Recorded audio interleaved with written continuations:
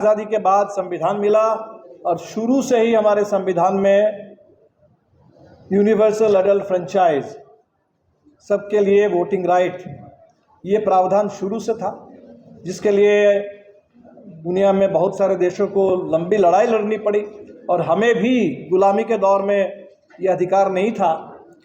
लेकिन हमने देखा कि अधिकार संविधान में है लेकिन वास्तव में नहीं है।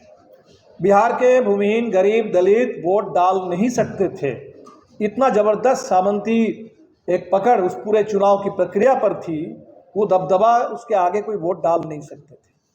और इसीलिए जब हमने चुनाव लड़ना शुरू किया, चुनाव बहिष्कार करते थे, वो बड़ा शांतिपूर्ण ढंग से हो जाता था, किसी को कोई फर्क नहीं पड़ता था।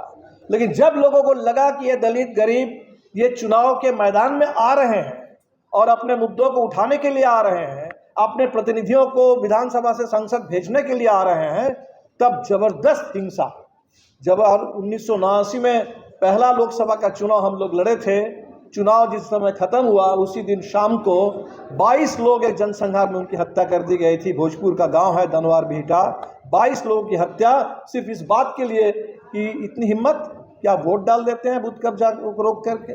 और उस चुनाव की खूबी मैं बता रहा हूं कि आज हम लोग पूरे देश में महादलित अति पिछड़ी जातियों को लेकर के इतनी चर्चा सुन रहे हैं। उसके शुरुआती एम्पावरमेंट का सबसे पहले का अगर प्रतिनिधि कोई थे तो भोजपुर जैसे सामंतीगढ़ से कॉमरेड रामेश्वर प्रसाद, जो एक नोनिया जाति से आते हैं, एक भूमिहीन खेत मजदूरों के नेता, वो बीपी सिंह की सरकार के दौर में सांसद बनकर के आरा में पहुंचे थे, आरा से दिल्ली पहुंचे थे और तब से ये सफर शुरू हुआ।